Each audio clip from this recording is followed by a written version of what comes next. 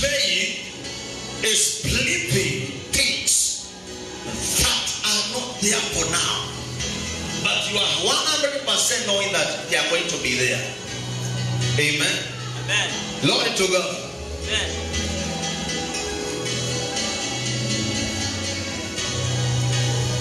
Hebrew chapter 11 verse 6. Hebrew chapter 11 verse 6.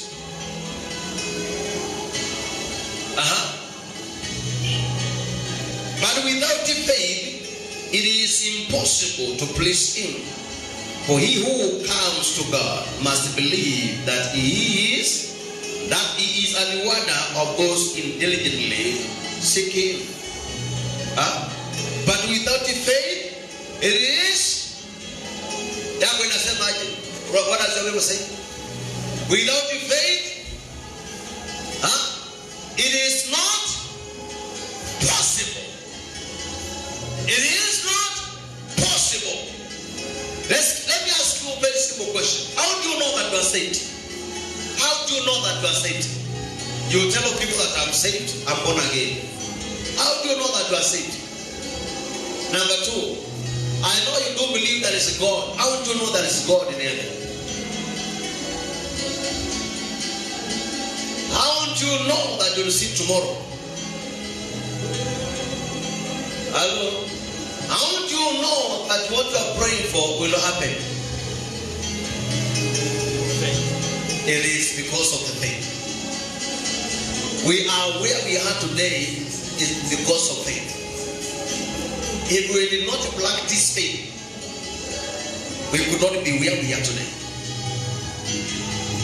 What we have today, the family that you have today, the children that you have today, the blessing that you have today and the blessing that you ought to have tomorrow, they need the existence of faith. Amen. Amen. I encourage you in Jesus' name to have faith. Nataka tuwe na imani. Amen. Amen. Imani. Unapokuja kuomba, kuwa na imani. Unapokuja kuomba na pastor, kuwa na imani. Maana hata kama pastor atakuwa na mafuta namna gani, na wewe unaomba na wewe pastor una imani, haitatendeka. Angalia hapa nikwambie. Yesu Kristo ni yeye alituma wanafunzi. Akamwambia, "Amen, mwende mkaombie watu wana mapepo." Wakaenda kuomba kwa sababu ya mapepo. Mapepo mengine yakawatii, lakini mmoja pepo yuko toka. Ule mtu alikuwa anajua Yesu mahali hapo. Akakimbia akaenda mahali Yesu wako. Yesu akaenda akamuombea. Akakemea pepo ikatoka. Muda ule alikuwa anatoa hiyo pepo, wanafunzi wakakuja. Wakakuta akitoa pepo. Wakangoja akatoa ile pepo. Pepo ikaachilia mtu akawa huru. Maandiko yanasema wakakuja mahali Yesu alikuwa privately. Walikuwa wamejificha. Wakamuuliza, "Mbona wewe umetoa hiyo pepo na imetushinda?" Akawaambia, "Nyinyi kwa sababu hamna imani." Amen. Hamna imani. Hata mungekuwa ni imani ndogo kama mbegu ya elidari, ningetenda jambo na nyinyi. So Wakristo ambao watamuona Mungu wataweza kuinuliwa na Bwana. Familia zao Bwana ataponya. Biashara zao Mungu atakuwa ndani yao. Mili zao Bwana atakuwa ndani yao. Wale wa huduma ama wale wa shirika lazima wawe na imani. Amen. Bana, usipokuwa na imani utayumba. Usipokuwa na imani utakuwa na msimamo. Usipokuwa na imani unadanganywa. Usipokuwa na imani utampendeza Mungu. Usipokuwa na imani utakaa kanisani miaka nenda miaka rudi na hakuna kitu chochote kimetendeka. Amen. Pia jirani yako, you need to have faith. Unahitaji uwe na imani ifanye kazi. Amen. Hakuna jambo haliwezekani duniani hii. Amen. Mungu huyo ambaye alipigana na Goliathi akamshinda Goliathi kupitia Daudi, hajabadilisha jina, ni yule jana, leo na milele. Hata wewe anaweza kukupigania. Mungu huyo aliyefanya Farao akakupa maji wote wakaangamia, hata wewe anaweza kukuinua. Amen. Mungu huyo ambaye ametusaidia mpaka mahali tumefika atakukumbuka. Amen. Maombi kidogo, imani kidogo itafanya kazi. Sema amen. Hallelujah. Unahitaji imani. Hakuna jambo haliwezekani. Watu kuna majina ambao walikuita, wengine walikuita tasa, wengine wakakuita majina machafu, wengine wakakupatia mlengo fulani, wengine wakasema uko vile, uko hivi. Hiyo ni majina ya watu. Mungu akishuka anabadilisha jina. Amen. Mungu akishuka anabadilisha jina. Wewe yuko vile wanakuita, yuko vile wanakupangia, yuko vile walisema. Watu watasema ukiwa mdogo, watu watasema ukiwa mkubwa, watu watasema usiku na mchana, lakini mipango yao sio mpango wa Mungu. Mpango wa Mungu ni akuinue. Mpango wa Mungu ni aidanishwe na wewe. Mpango wa Mungu ni aingie kwenye shida uko nayo, akatue kwa jina la Yesu. Mpango wa Mungu ni akushike mkono, akuondoe kwa kilio cha miaka nyingi, ili akuinue. Maandui wala ambao walikucheka wakuona ukiwa umeinuliwa na Bwana, ukisifu jina la Yesu Kristo. Mpango wa Mungu ni akuondoe majosi, akuondolee masikini, akuondolee ufukara, akutibu na dawa zinaitwa za baraka. Ya jirani yako, mimi sikai kama watu, sikai vile wananiita, majina yao imenifikia, lakini suluhu ya mwisho uko na Mungu. Amen. Hello. Ukawa na msichana alikuwa mama anaitwa Penina. Maandiko yanasema kwamba Penina akazaa watoto 4. Baraka zote ziko, lakini mwanamke akiwa hajaweza kujifungua anaishi kwamba dunia ina mateso. Kila mwanamke, si unajua vile wamama wanapenda watoto, sio vile wanaume wanapenda watoto. Wanaume wanaweza kata bila mtoto, lakini mama ameumbwa. Jina la mama ni kulea, is to nature. The word mother is to nature. Kila mama anataka kuona mtoto wake, anataka kupata mtoto, anataka kulea mtoto, anataka kuacha kizazi duniani hii. Lakini mwanamke mmoja alikuwa anaitwa Penina, ambaye alikuwa ameolewa na mzee anaitwa Elikana, na hakuwa mtu wa kanisa. Huyu mama akapata watoto 4. Amepata watoto 4. Elikana pia ameoa mke wa pili ambaye anaitwa Ana. Ana alikuwa ni mtu ambaye ni muumini wa kanisani, mtu ambaye anapenda Mungu, mtu ambaye ameokoka, mtu ambaye anajiachilia mbele za Bwana. Maana Mungu anasema kwamba huyu mama kila mwaka alikuwa anaenda Shilo kutoa sadaka. Hakuna mahali nasema Penina alikuwa anaenda kila mwaka kutoa sadaka, lakini imeandikwa kwamba Ana alikuwa kila mwaka akienda kutoa sadaka. Anatoa sadaka akiwa tumbo yake haijafunguka. Hata kafika mahali kwamba akawa anaishi kwamba ana dhamana kwa mume wake. Mungu anamtia moyo, anamwambia, ninajua una mtoto, lakini wewe ni zaidi ya watoto na wake wengi. Dhamana yangu kwako iko. Lakini bado anaomboleza ndani ya roho yake. Anaomboleza ndani ya roho yake. Maana unasema ya kwamba ikafika pahali akawa anaenda kila mwaka, sadaka zinatolewa, anapewa sadaka mara 2 na mume wake, lakini anaungua ndani ya moyo wake. Siku moja mwaka ulipofika akapeleka sadaka. Baada ya kuomba, baada ya kutoa sadaka, akaenda kando aombe. Akawa naomba kimoyomoyo. Mdomo wake ulikuwa unaonekana unapiga juu mpaka chini.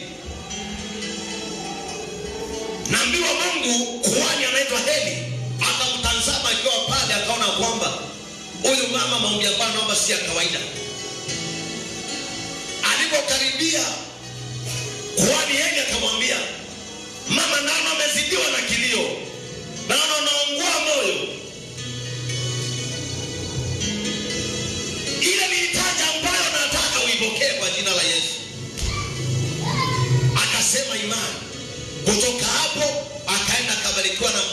anaitwa Samueli. Nasema namna gani?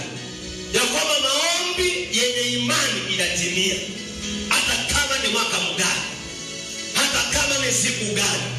Kile ambacho unamwambia Mungu akutendee kitatimia kwa jina la Yesu. Maana mpango wa Bwana ni akukumbuke. Mpango wa Bwana ni akuondolee aibu. Mpango wa Bwana ni andikike kwamba umeokoka. Kuna watu ambao wanasema ulituambia umeokoka, bado unahangaika. Ulituambia umeokoka, bado wewe ni masikini. Ulituambia umeokoka, bado wewe ni mgonjwa. Ulituambia umeokoka, ndoa yako imeanguka, watoto wako wanahangaika. Lakini Bwana yote ambayo wanasema anaisikia, hivi karibuni atalete hapa utani ya maisha. Wale ambao walisema wakupate mbele, umebeba baraka zako kwa jina la Yesu. Haleluya. Wacha Yesu ndaka makofi kwa jina la Yesu. Amen. Watu Mungu anangoja. Mungu anangoja upate aibu sana. Lakini hivi karibuni atakuja, atakukopesha, atakuja. Amen. Kazi ya Mungu ni kuepisha maadui zako. Sema wataipika maadui zangu. Na mkono wako sema Bwana Yesu, maadui zangu imefika wakati waipike sasa. Haleluya. Sema maadui zangu lazima wapate aibu kwa jina la Yesu. Wamenicheka vya kutosha, nimeumia moyo. Wamesema majina mabako ni usu. Walisema sitaweza. Walisema sina maana. Waliniwekelea mambo ya uongo. Hivi karibuni watapata aibu yao. Watanipata na meziliwa na Bwana. Maana Mungu amenihakikishia, ikiwa na imani endelee kuomba, itatendeka kwa jina la Yesu. Sema amina. Itatendeka kwa jina la Yesu. Amen. Amen.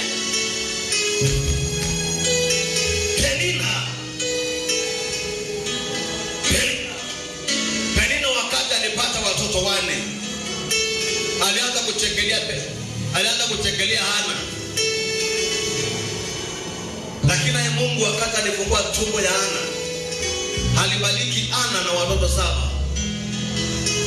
Penina akabaki akiwa na 4. Amina. Amina. Ulikuwa unaitwa tasa, umezaa mpaka ukapita maadui zako. Amen.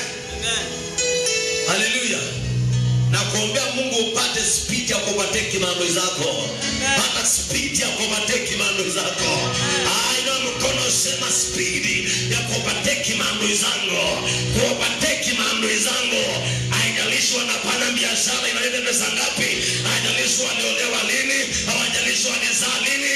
Haijalishi wanaitwa jina gani. Haijalishi wamepata lini. Ninataka grace. Ninataka neema ya kubateki maadui zangu. Sema amina. Nataka neema ya kubateki maadui zangu. Ninaobateki maadui zangu. Maadui kwa ndoa yangu itaobateki kwa jina la Yesu. Maadui kwa biashara itaobateki kwa jina la Yesu. Maadui katika huduma itaobateki kwa jina la Yesu. Maana ni wakati wangu pia wa kung'aa kama dhahabu katika jina la Yesu. Amen. Glory to God. Amen.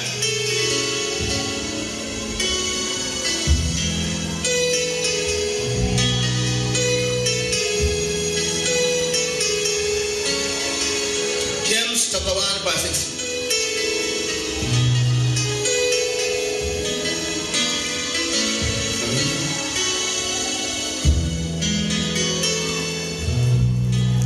Someone else to read Hebrew chapter 11 verse 11. Somebody else to read James chapter 1 verse 6. Let me begin with the Hebrew 11:11.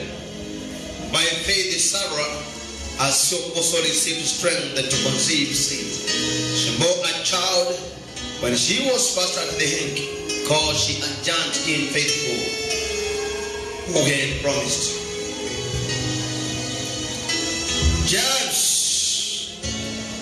James chapter 1. You are there?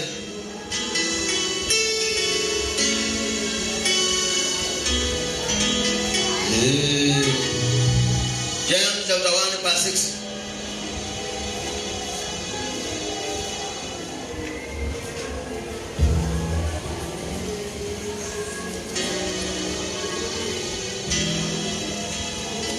But let him ask in a faith,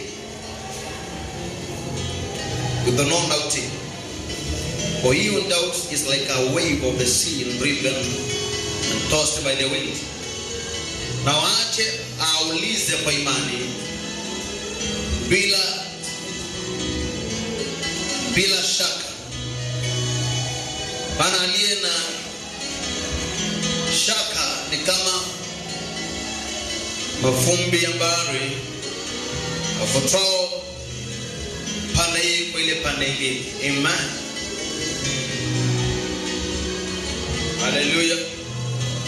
Tunaongelea kuhusu imani. Amen. Imani itafanya kazi. Mtu ambaye ana imani angalie mambo yake kwa macho. Anaangalia kwa ulimwengu wa kiroho. Ukiangalia mambo kwa ulimwengu wa kiroho utapata baraka. Mathayo 21:22. Mathayo 21:22. Mathayo 21:22. Mathayo 21:22.